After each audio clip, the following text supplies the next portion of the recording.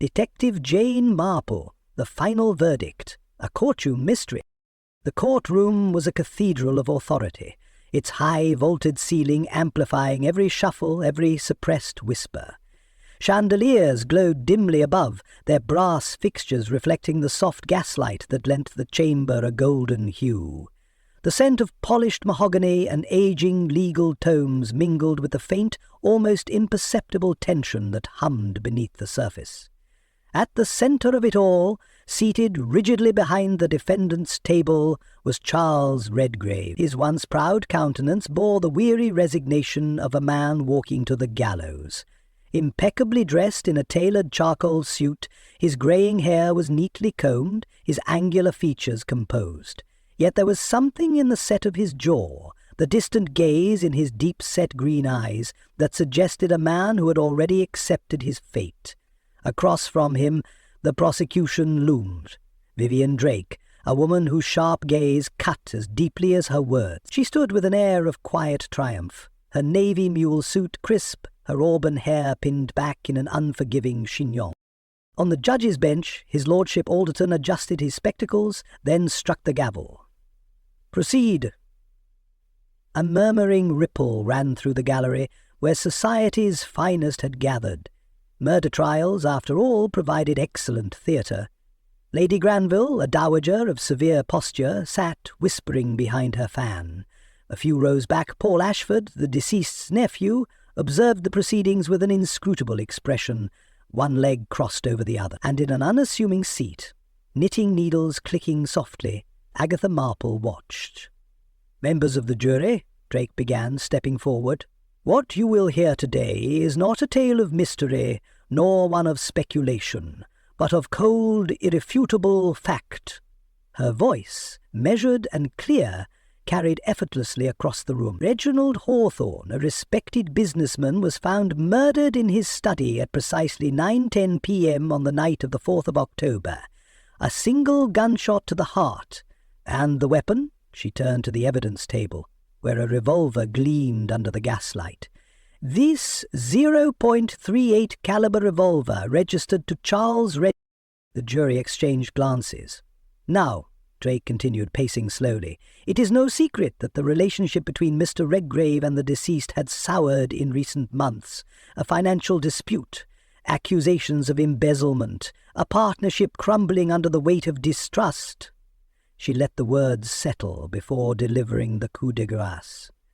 "And witnesses saw Mr. Redgrave leaving the scene of the crime." A murmur swept the gallery. Agatha Marple, still knitting, barely lifted her gaze. Instead, her ears were attuned to the nuances, the tremor in Redgrave's fingers as he clenched them together, the slight flicker in Emily Hawthorne's eyes at the mention of embezzlement, the way Beatrice Redgrave, Charles's estranged wife, kept her gaze fixed on the floor, her lips pursed in something that was not quite sorrow. She had seen many a courtroom drama unfold, and experience had taught her one invaluable truth: the obvious was rarely the truth.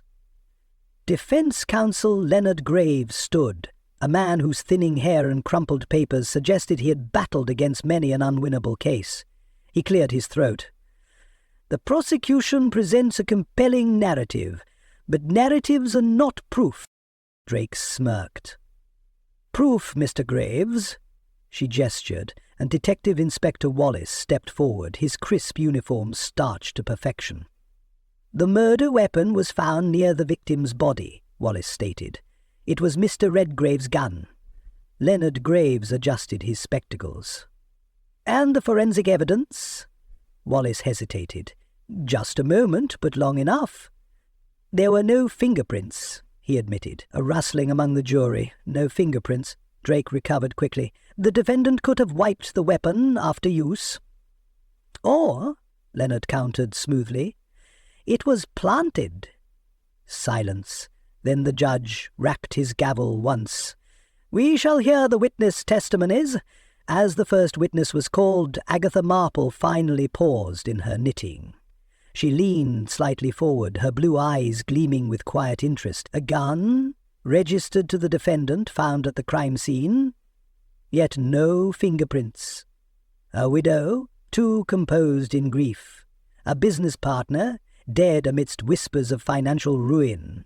A courtroom eager to convict. It was all so very convenient. A stitch, a click, a thoughtful nod. Perhaps, she mused, a murder had been committed after all, but not the one everyone believed. The air inside courtroom No. 3 was thick with the scent of old wood and the hush of expectancy. Dust floated in lazy spirals through the heavy golden light streaming from the grand chandelier overhead, casting elongated shadows over the solemn faces of the jury. Outside the grand arched windows, the restless city of London murmured beyond the courthouse walls. But here, within this mahogany-panelled chamber, only the business of justice mattered. At the prosecution's table, Vivian Drake stood with the practised ease of a woman accustomed to command. She was dressed in navy blue serge, severe yet sophisticated, her sharp gaze flitting between the assembled faces like a bird of prey selecting its meal. "Ladies and gentlemen of the jury," she began, her voice clear and unwavering. "What we have before us is not a mystery." She paused, letting the words settle, as though inviting them to enjoy the simplicity of the statement. "It is not a tale spun of intrigue, nor a matter shrouded in speculation. It is, in every sense of the word, an inevitability." A murmur rippled through the gallery, filled as it was with society's vultures, society ladies pretending disinterest behind delicate fans, bespectacled gentlemen murmuring their opinions in hushed tones, and a handful of reporters scribbling furiously, the ink drying on what would surely be tomorrow's scandalous headline. In the second row, quietly unremarkable, save for the rhythmic click of her knitting needles, Agatha Marple listened. She was unassuming, her small figure half lost beneath a sensible tweed coat, her expression one of mild attentiveness. But behind the round spectacles and the placid demeanour, her sharp mind was already working, spinning, unravelling, reforming. At the defence table, Charles Redgrave remained composed, but there was a weariness about him, not the desperation of a guilty man, but the resignation of one who sees the tide rising and knows he cannot hold it back. His defence attorney, Leonard Graves, seemed almost as defeated, his spectacles perched precariously on the bridge of his nose, and his fingers shuffled through notes as though hoping to conjure a miracle from fading ink. Drake resumed. "The motive," she declared crisply, "is clear." She turned slightly, gesturing toward the assembled jury. Reginald Hawthorne and Charles Redgrave were not merely business partners. They were men of influence, men whose dealings shaped industries and lined pockets. But partnerships, as we well know, do not always remain equal. She let her gaze settle on the jury, pausing just long enough to create tension. Over a past year, the deceased, Mr. Hawthorne, grew increasingly suspicious that Mr. Redgrave had been siphoning funds from their joint investment firm, sumptuous sums that somehow vanished into thin air. There were accusations, arguments, and finally, she took a breath, just the right shade of regretful, threats. A low murmur from the gallery. She continued. "The means..." She pivoted slightly, gesturing to the evidence table where a gleaming revolver rested on a velvet cushion, a damning artifact of guilt. "The murder weapon found at the scene was none other than Mr. Redgrave's own revolver." She let that statement rest in the air for a moment before pressing forward, her voice sharpening. "And the opportunity. Witnesses placed Mr. Redgrave at the Hawthorne estate that night. He was seen arriving shortly before the fatal hour, 9:10 p.m., and he was seen leaving less than 20 minutes later." A hush settled over the room. It was the kind of silence that clung to the walls, heavy, oppressive, expectant. Even Judge Alderton, a man rarely moved by rhetoric, allowed the weight of the moment to sink in before he cleared his throat. "Proceed, Miss Drake." She stepped back slightly, smoothing her gloves. "The prosecution calls Detective Inspector Wallace to the stand." The courtroom doors swung open, admitting a square-jawed man in a crisp navy uniform, his heavy boots striking the floor with a purposeful rhythm. He took the stand, his expression stoic. Drake approached, tilting her head slightly, as if assessing his credibility, as though she didn't already know he would say precisely what she needed him to. "Inspector Wallace," she began, Please recount for the court what you found at the scene." Wallace nodded. "At 9:25 p.m. police were summoned to Hawthorne Manor by the housekeeper, Mrs. Parker. Upon arrival, we found the deceased, Reginald Hawthorne, slumped over his desk, single gunshot wound to the chest, immediate cause of death." Drake nodded, guiding him along. "And the weapon?" "The revolver was found on the floor beside the victim's chair. No fingerprints. A flicker of something, perhaps irritation?" Crossed Drake's face, but she masked it well. "And who does the weapon belong to?" "Charles Redgrave." A gasp, though not unexpected, rippled through the court. Drake turned to the jury. "The man murdered in his own study. His business partner's gun lying beside him. An argument over money. And our accused was seen leaving the estate within minutes of the fatal shot." She stepped back, allowing her words to linger. "It is, as I said, an inevitability." Agatha Marple observed the shifting faces in the gallery, the careful arrangement of facts, the ease with which they built the case. A case that, at first glance, seemed airtight.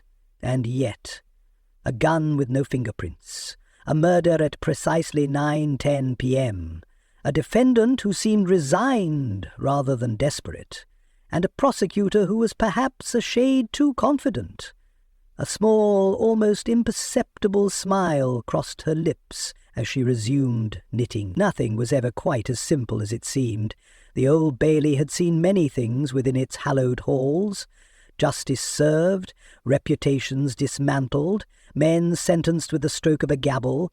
Today it was the scene of a trial that had captured the imagination of London's finest and most ruthless gossip-mongers.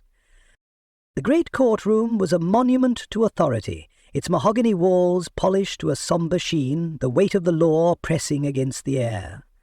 A vast chandelier hung from the ceiling, its dim golden light doing little to dispel the solemnity of the proceedings. The pews were lined with society's elite, ladies wrapped in furs despite the warmth of the room, gentlemen adjusting their cufflinks, as if the outcome of the trial were merely a point of intellectual curiosity, rather than a matter of life and death. Agatha Marple, settled comfortably in the second row, appeared as an inconspicuous presence among them. She was dressed in sensible tweed, her silver hair tucked neatly beneath a modest hat, her gloved hands occupied with her knitting, a delicate cream-coloured affair that grew steadily beneath her fingers. One might have mistaken her for a woman idly whiling away the time, a tourist in the city perhaps.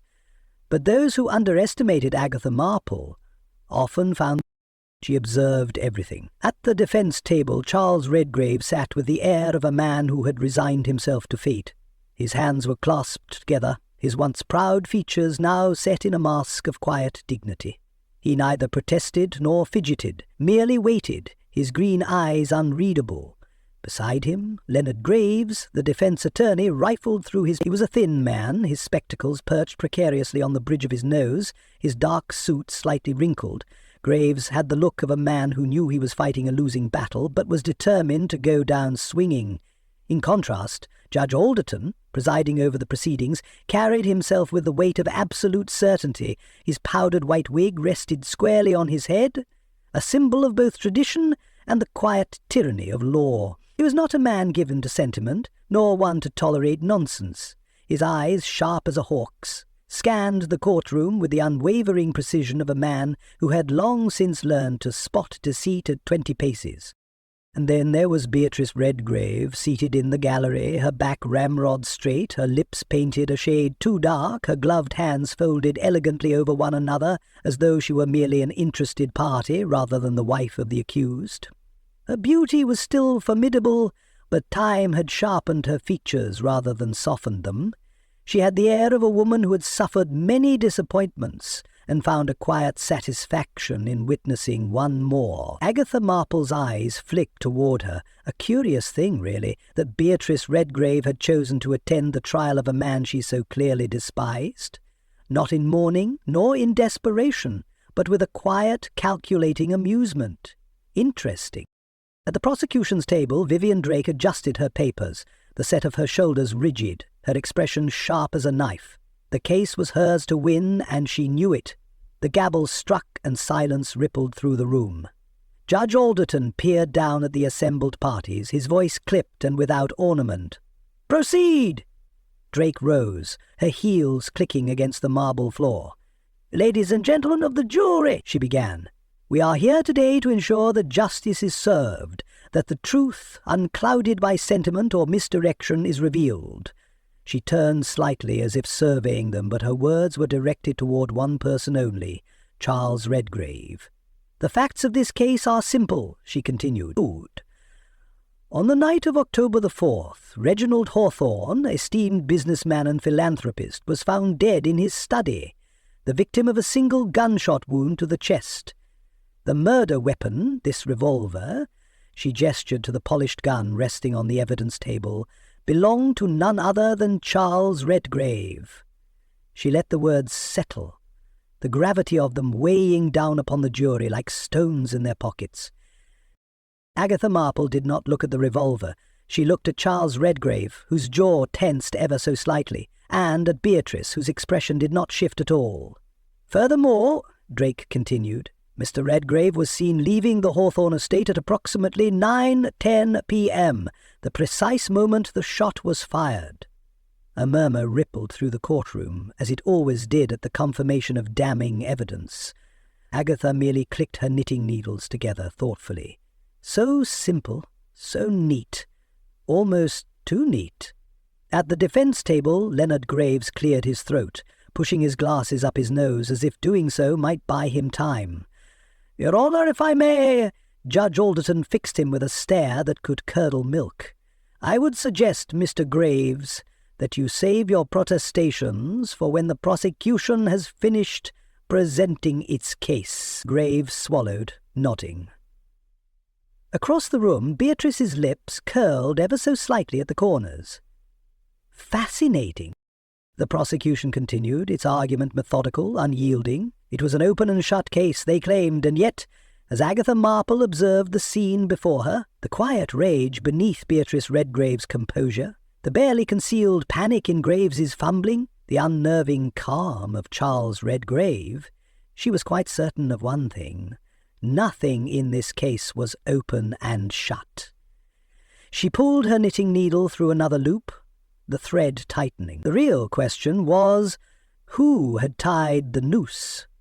The air in the courtroom had grown heavier, a silent pressure of expectation settling over the assembled figures. It was the peculiar weight that only came when a trial was in full motion, the kind where reputations hung by threads and fate played out beneath the watchful eyes of the public. Prosecutor Vivian Drake stood at the centre of it all, the pulse of the case beating at her measured pace. She was not a woman who relied on theatrics. She did not need to.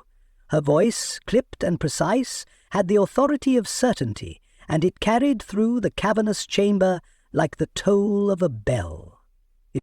She turned toward the first witness, her expression unreadable. Paul Ashford, the nephew and heir of the late Reginald Hawthorne, sat in the witness stand with the practised ease of a man accustomed to being observed. He was young, well-dressed, and exuded the kind of charm that was effortless, but not without calculation. His dark hair was immaculately styled, and his green eyes held an edge of amusement, as though the entire proceeding were merely an inconvenience, a mildly interesting diversion before he claimed what was rightfully his. Drake regarded him with cool detachment. "Mr. Ashford, as the deceased's closest surviving relative, you stand to inherit the bulk of his estate, do you not?" A slight smile played at the corners of his lips. "Yes, that is correct." There was a murmur from the gallery, though it was hardly a revelation. Everyone knew Paul Ashford had much to gain from his uncle's death. Drake did not return the smile. "Tell me, Mr. Ashford, what was your relationship with your uncle?" Paul gave an elegant shrug. "We were cordial, I suppose. My uncle was a man of certain expectations, a perfectionist, you might say." He exhaled lightly, as though the very thought exhausted him. "He liked things done in a particular way. Unfortunately, I am not a man who enjoys being dictated to." "In other words," Drake said smoothly, Your uncle did not approve of your lifestyle? Paul smirked. If you mean my fondness for cards, travel, and the occasional indiscretion, then yes, he most certainly did not approve. A ripple of subdued laughter flitted through the gallery before the judge rapped his gavel once. And yet, Drake continued, ignoring the distraction, you were named as his heir. Paul's smirk faded just slightly. I suppose blood ties run deeper than personal differences. Drake's gaze did not waver. Blood ties? Or something more? There it was. The pause, the flicker of something unreadable in Paul Ashford's eyes. Agatha Marple observed the slight tightening of his fingers, the brief but unmistakable glance toward Emily Hawthorne, the widow. Interesting. Paul regained his composure almost immediately. I'm not sure what you mean, Miss Drake. Drake let the silence stretch before she turned slightly, her voice neutral. No further questions? The next witness, Emily Hawthorne, took the stand with an air of practised composure. She was a woman of striking beauty, though age and grief had etched their marks upon her. Her platinum blonde hair was swept into an elegant chignon, her mourning attire impeccable, her pale hands folded demurely in her lap. Drake approached, her tone shifting ever so slightly, less aggressive, more insidious. Mrs. Hawthorne, she began, you were in the house at the time of your husband's murder? Emily inclined her head. Yes, I was in my dressing room preparing for the evening. And you heard nothing? A small, perfectly controlled sigh. I heard the clock strike 9. A few moments later I heard a noise, something like a chair being pushed back, or perhaps a book falling. It was not enough to alarm me. Drake tilted her head slightly. No gunshot? Emily's lips parted, and for the briefest moment something flickered behind her eyes. Then it was gone. No. A murmur spread through the courtroom. A gunshot fired in the house, and yet you did not hear it? Emily's gaze remained steady. Old houses have thick walls. Agatha Marple's needles paused for half a second before resuming their quiet rhythm. A shot that wasn't heard, how very inconvenient. Drake did not press further. No further questions. The final witness of the afternoon was Detective Inspector Wallace. He was a man of precise habits and unwavering conviction, his police uniform crisp, his every movement efficient. He stood before the court as a man who believed in the simplicity of evidence and facts, with little patience for speculation. Drake wasted no time. Inspector Wallace, you were the first to examine the crime scene. Yes. Describe what you found. Wallace's voice remained firm. The body of Reginald Hawthorne was discovered in his study at approximately 9:25 p.m. He was slumped over his desk. A single gunshot wound to the chest. Death was instantaneous. The weapon? A .38 caliber revolver registered to the defendant Charles Redgrave. It was found on the floor beside the chair. Drake nodded. And the position of the wound? Close range, Wallace confirmed. Fired directly at the heart, a professional shot. There was a slight stir at those words. Drake leaned in slightly. And the state of the gun?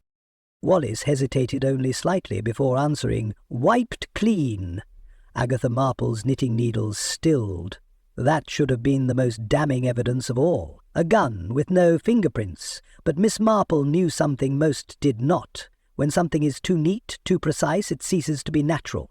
Drake continued. So, let us be clear, the murder weapon belonged to the defendant. It was found at the crime scene, and Mr. Redgrave was seen leaving the house at 9:10 p.m. Yes, Wallace confirmed. A sharp exhale from the gallery. The case was airtight, everything fit. And yet...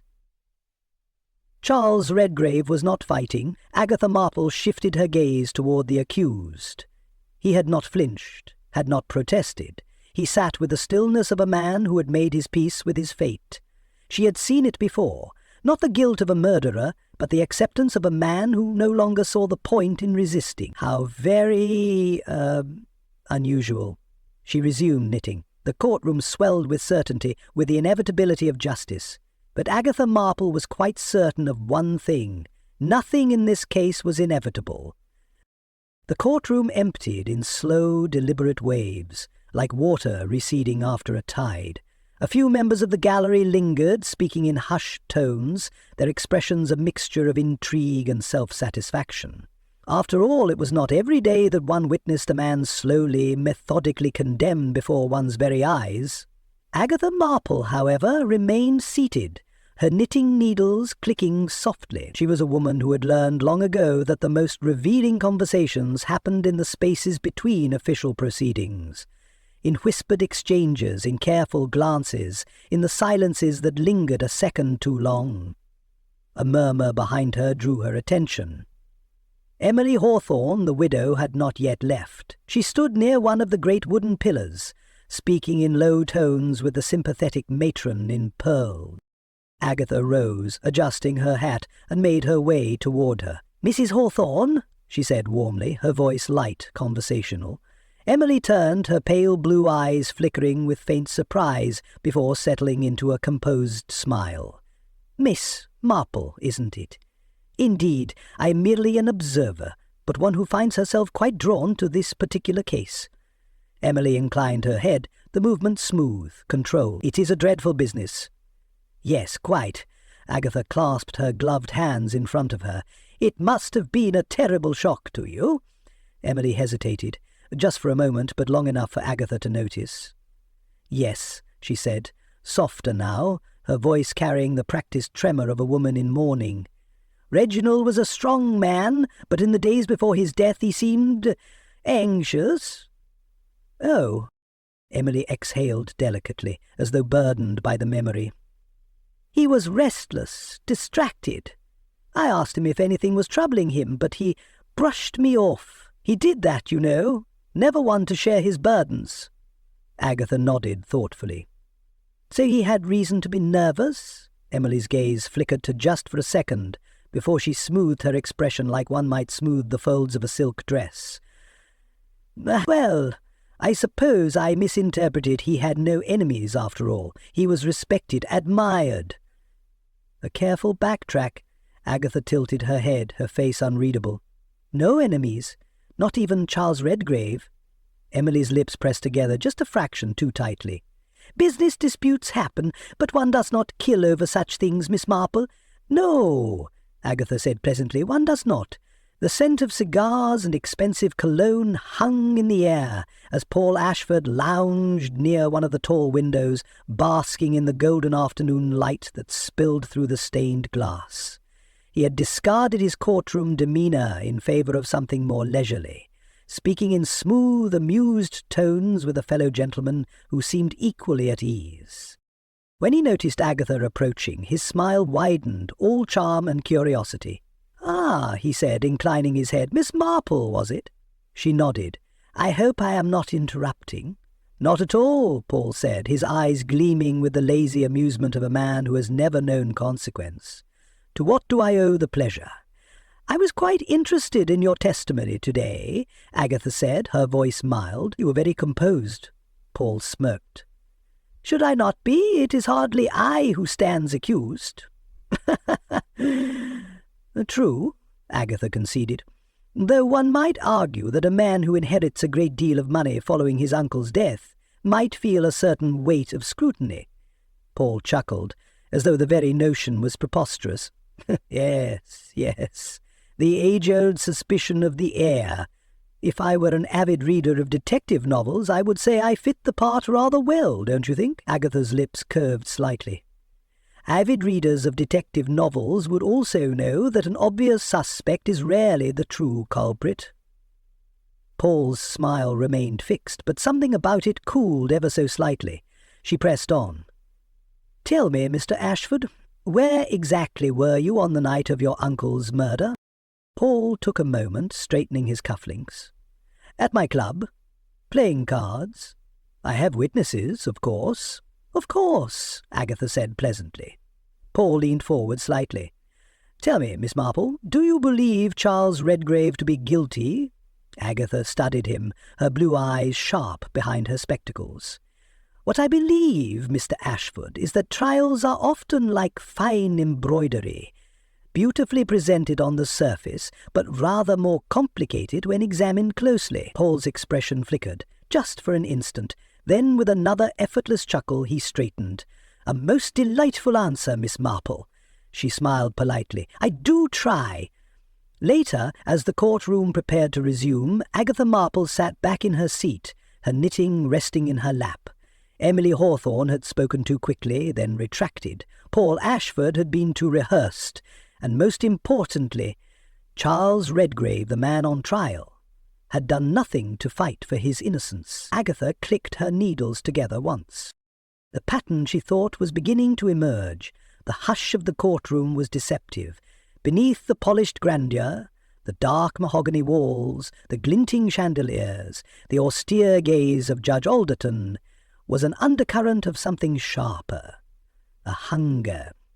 Trials, Agatha Marple knew, were not only about justice. They were about stories, carefully constructed narratives, built upon facts that could be twisted, omitted, or exaggerated, depending on the storyteller's intent. And at this moment, Vivian Drake stood at the heart of it all, weaving her case with the precision of a master seamstress. The prosecutor's cool, measured voice cut through the chamber like the edge of a well-honed blade. "Members of the jury," she began, stepping toward the evidence table, "you have already heard that the relationship between Charles Redgrave and Reginald Hawthorne had deteriorated in recent months. What I present to you now is further proof of just how deep that animosity ran." She lifted a single sheet of paper, crisp and damning. "This note," she announced, "was discovered among Mr. Hawthorne's personal effects." She turned to the jury, letting the tension build before continuing. "A letter sent to him by none other than Charles Redgrave only 3 days before his death." A murmur rippled through the gallery. Even Judge Alderton shifted slightly in his seat. Drake took a deliberate pause before reading aloud. "If you continue to slander my name and meddle in affairs that do not concern you, I will have no choice but to stop you permanently." There it was. The courtroom held its breath. Drake folded the paper neatly, placing it back on the evidence table with an air of finality. Then, turning smoothly, she faced the accused. "Tell me, Mr. Redgrave," she said, her voice deceptively soft, "do you deny writing this?" Charles Redgrave had barely moved throughout the trial, but at this his mouth pressed into a firm line. For a long moment he said nothing. Then, with the resignation of a man already sentenced, he murmured, "I do not recall writing such a letter." A gasp rippled through the room. Beatrice Redgrave, seated in the gallery, let out an exaggerated sigh, as if such an answer was merely proof of her husband's treachery. Drake's eyes gleamed. "And yet the letter bears your signature." Redgrave remained silent. Beatrice Redgrave, a vision of icy composure, had taken the witness stand mere moments later. She had the bearing of a woman who had long since abandoned sentiment in favor of cold practicality. Her auburn hair was arranged with meticulous care, her high-collared dress impeccable. Yet her voice, for all its steel, was too rehearsed, too perfect. "I do not pretend," she announced to the court, "that my marriage to Charles Redgrave was a happy one." She cast a brief, disdainful glance toward her estranged husband. "He is a man of, shall we say, violent passions." Drake did not hide her satisfaction. "You mean to say he was capable of murder?" Beatrice's lips curved into something that was not quite a smile. "I mean to say that I would not be surprised." A collective shudder rippled through the jury box. In the second row, Agatha Marple remained very, very still. Beatrice was performing. A skilled performance, certainly, but to Agatha's trained ear it was a touch too forceful. A woman scorned, a wife betrayed. Such emotions did not always translate into gleeful condemnation. And yet here she was, carefully pushing the idea of her husband's guilt, rather than merely acknowledging it. A clever woman, Beatrice Redgrave, but perhaps too clever. The court recessed shortly after, and the heavy doors swung open as the murmuring crowd filtered into the grand hall beyond. Agatha, her expression serene, remained where she was, knitting needles clicking rhythmically. It was then, in the quiet lull of the emptying room, that she overheard it. A court clerk, speaking absent-mindedly to another as they gathered up the evidence. "I tell you, the writing on that letter, it looks awfully like Hawthorne's own." Agatha's hand stilled. A slow, quiet realization settled over her. A threatening letter, supposedly written by Redgrave, a letter found among Hawthorne's personal belongings, a letter that, by sheer coincidence, appeared to match the deceased's own handwriting. She exhaled, the smallest of smiles creeping at the corner of her lips. A man killed by a murderer, or perhaps a man who had been staging a murder before someone else got to him first. Agatha resumed her knitting, her mind already shifting the pieces into place. The pattern, she thought, was becoming ever so much more interesting. The morning air inside Courtroom No. 3 was dense with the weight of expectation. A subdued hush had settled over the gallery, the kind that often followed the momentary illusion of certainty. Yesterday's damning letter had painted Charles Redgrave as a man driven by rage, a man capable of murder. But Miss Marple knew better than most that certainty too quickly reached was rarely to be trusted. At the prosecution's table, Vivian Drake sat poised, her meticulous notes arranged in an impeccable row. She was a woman who prided herself on precision, but today, for the first time, there was the faintest flicker of irritation in her sharp features. Leonard Graves, Redgrave's beleaguered defense attorney, had taken the floor, his thin frame hunched over the witness stand as he addressed Detective Inspector Wallace. "You've stated that the murder weapon, Mr. Redgrave's revolver, was fired at close range, directly into the victim's chest," Graves said. His voice was steady, though he spoke with the cautious hesitation of a man walking a tightrope over open flames. Wallace nodded stiffly. "That is correct." "And yet," Graves continued, lifting a paper from the defense table, "the medical examiner's report states that the bullet entered the chest at a downward angle." A murmur rippled through the gallery. Wallace's mouth pressed into a thin line. "It is not uncommon for a man to slouch or be seated at the time of impact." Graves adjusted his spectacles. "Indeed. However, if we consider the victim's height, 6 feet, and compare it with Mr. Redgrave's, we find that he is of nearly identical stature." Another ripple. Graves turned slightly toward the jury. "And yet, for the shot to have entered the chest at that specific angle, the shooter would have to be significantly shorter than the victim." Vivian Drake rose abruptly. "This is a weak attempt at misdirection, Mr. Graves. The murder weapon belonged to the defendant." Graves did not so much as blink. "I am simply suggesting, Miss Drake, that the angle of the shot implies that the person holding the gun was either much shorter than the victim, or perhaps kneeling." Miss Marple's knitting needles clicked softly. How very interesting. That evening, after court had adjourned, Miss Marple found herself in the company of Emily Hawthorne once more. The widow had retreated to the marble-columned hallway outside the courtroom, her gloved hands folded over her morning dress, her eyes distant. "Such a dreadful business," Miss Marple murmured.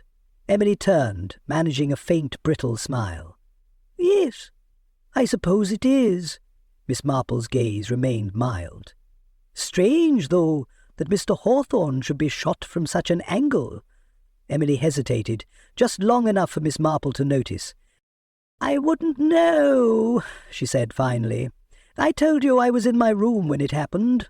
"Yes," Miss Marple agreed. "Though of course you also said that you heard no gunshot." Emily's fingers tightened around the fabric of her gloves. "A small slip, perhaps an inconsequential one, or perhaps not. At precisely 8 o'clock the following morning, a disturbance at the Hawthorne estate sent the courtroom into fresh whispers of scandal. A break-in, the papers called it, though, curiously, there were no signs of forced entry. Miss Marple arrived at the estate shortly after, blending into the small crowd of onlookers gathered at the front gates. Inside, Detective Wallace was already present, his sharp gaze sweeping over the housekeeper, Mrs. Parker. "I tell you, sir, the doors were locked as always," the woman insisted. "And yet this morning Mr. Hawthorne's study was in disarray, papers scattered, drawers open." Wallace's gaze narrowed. "And you're certain the doors were locked?" Mrs. Parker faltered.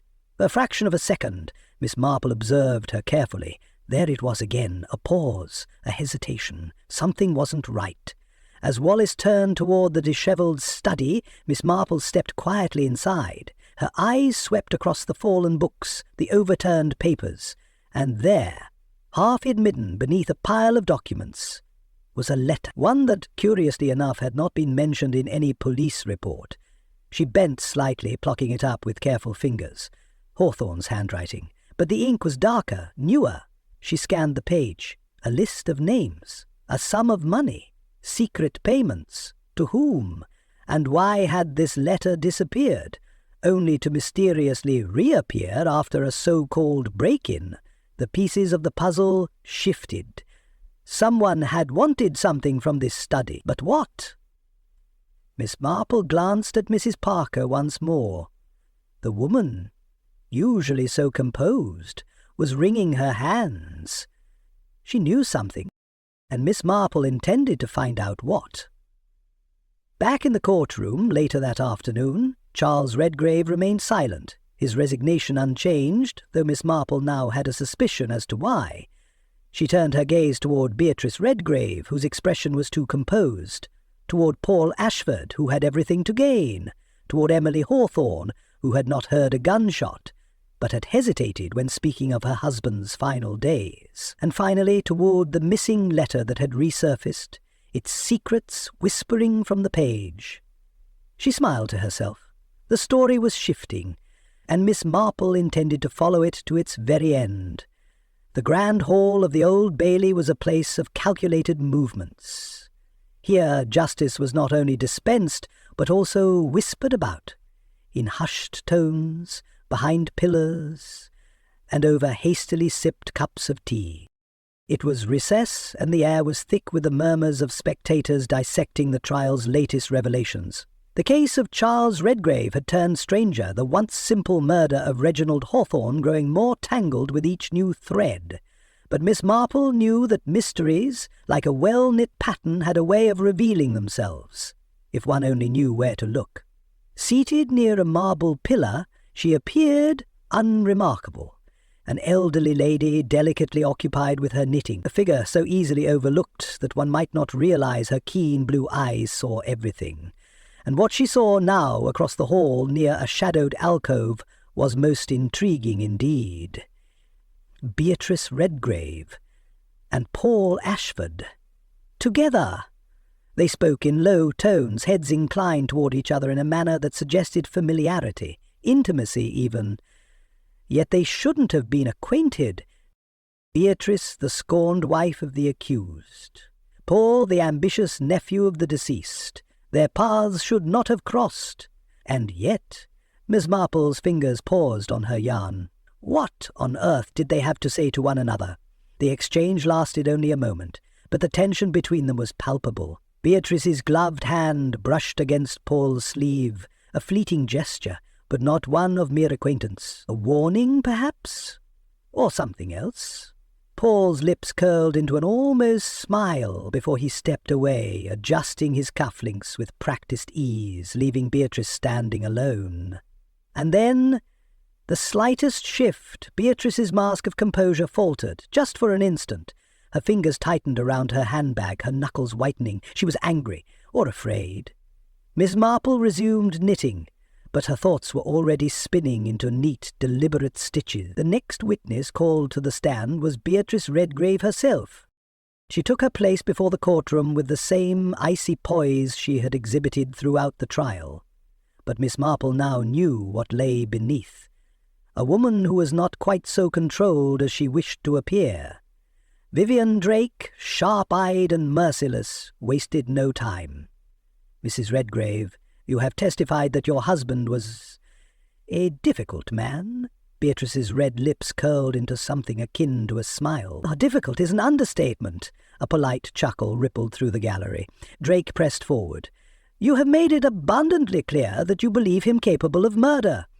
Beatrice's eyes gleamed. I believe he is capable of many things. Drake stepped closer. Tell me, Mrs. Redgrave, do you wish for your husband's conviction? A pause. a flicker of something indefinable in Beatrice's expression. Then, "I wish for justice." A clever answer, too clever. The recess, the whispered conversation, Beatrice's too perfect performance. It was all a little too rehearsed, too convenient. Miss Marple sat in the second row, her hands folded neatly in her lap, her knitting abandoned. Across the courtroom Paul Ashford sat, seemingly unbothered, idly twirling a silver signet ring between his fingers. A guilty man was one thing, a man who was far too comfortable in the midst of scandal, that was quite another. Miss Marple had learned long ago that people rarely hid nothing at all, they simply hid the wrong things. And now she knew where to look. A hush had fallen over courtroom No. 3, the kind that comes before a storm. The scent of polished wood and old parchment lingered in the air, thickened by the anticipation of final judgment. His lordship, Judge Alderton, peered down over his spectacles, gavel poised, his expression carved from stone. "Before I deliver my verdict," he announced, "is there any final submission?" The question was purely rhetorical. The trial had run its course. The evidence had been presented. Charles Redgrave had been condemned in every meaningful way, and yet a voice rang out, soft but unshakable.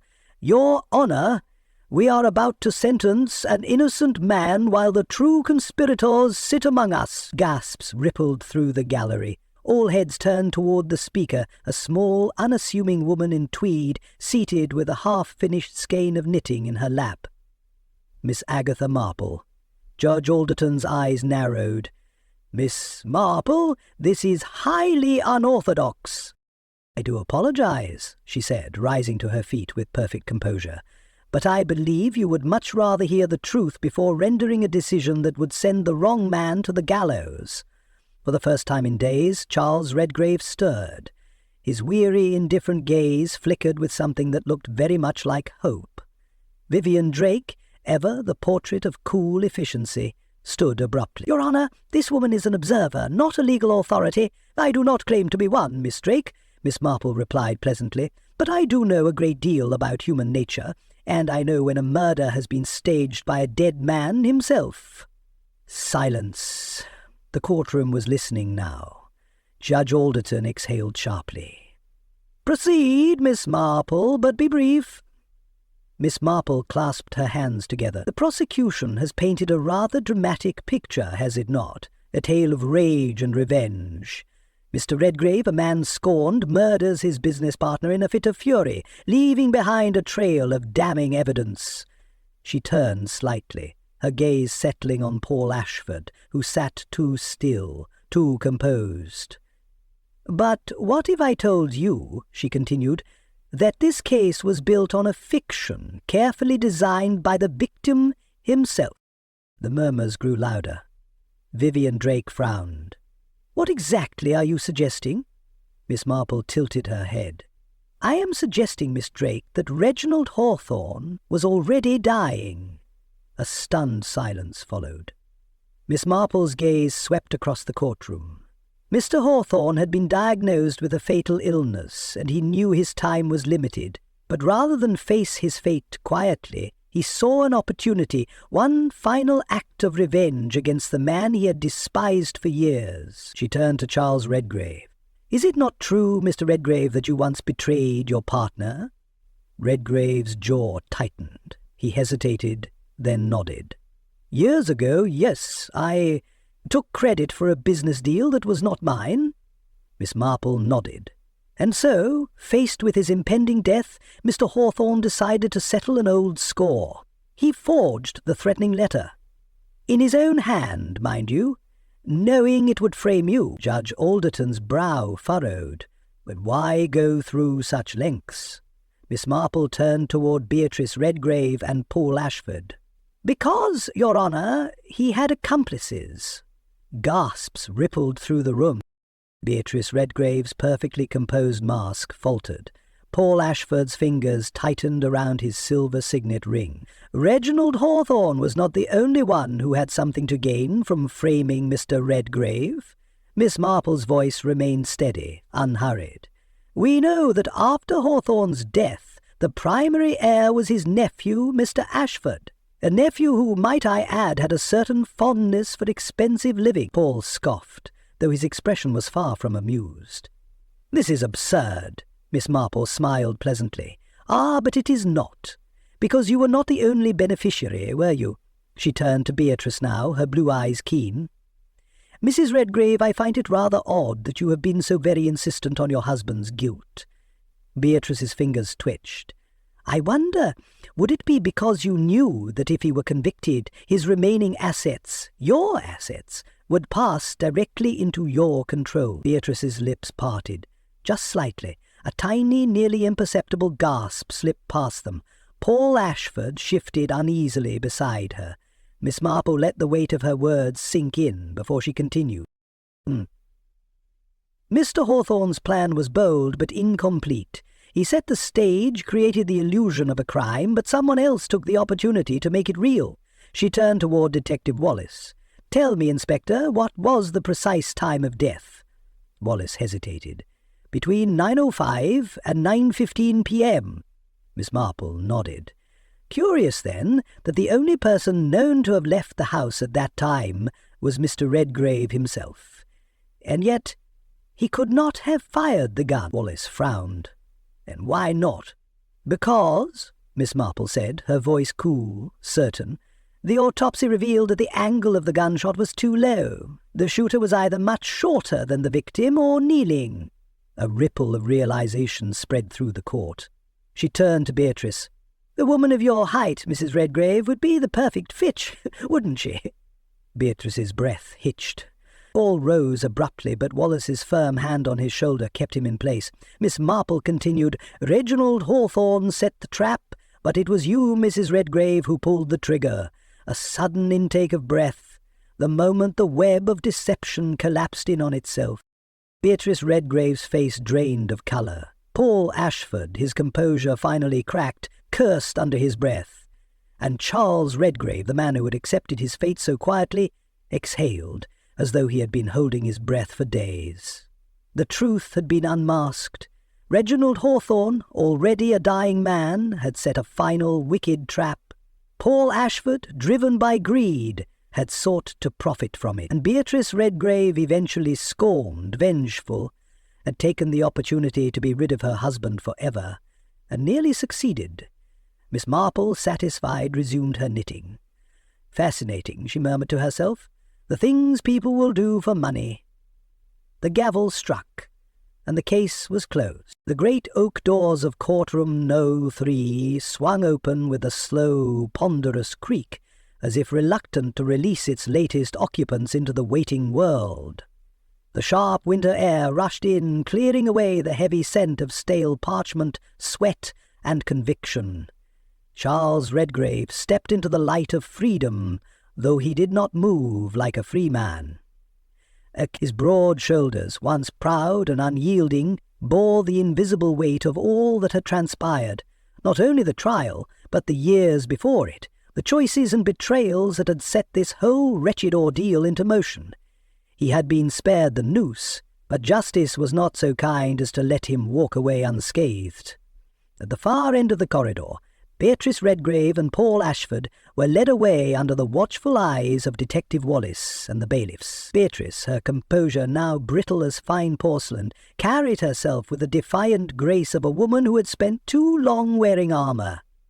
Paul Ashford, by contrast, twisted and fought against his fate to the bitter end, barking curses at the officers as he was dragged through the doors.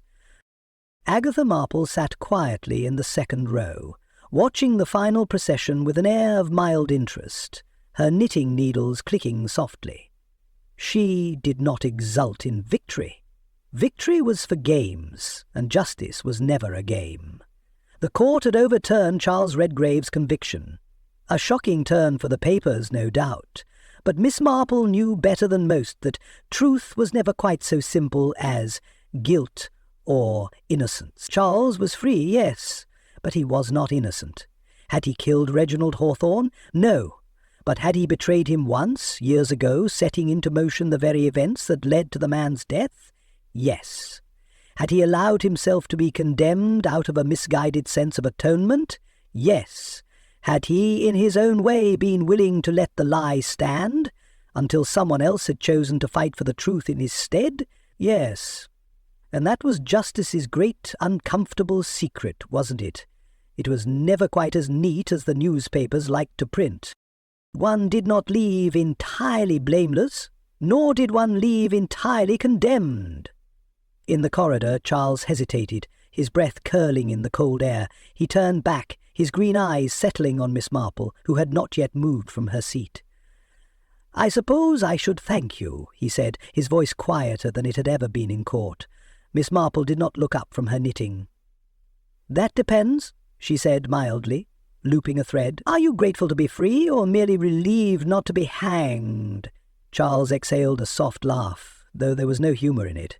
"I suppose," he admitted, "a bit of both." Miss Marple finally glanced at him, her sharp blue eyes unreadable behind her spectacles.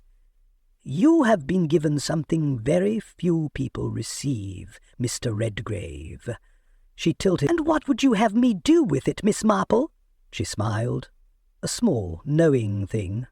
"Oh, that is entirely up to you, dear," she said, resuming her knitting. "But a second chance is only useful to those who intend to make use of it." Charles nodded once, a gesture of understanding, or perhaps simply farewell, and then turned toward the waiting doors. They closed behind him with a heavy finality. The courtroom had emptied. Only Miss Marple remained, her needles working steadily, though her mind was far elsewhere.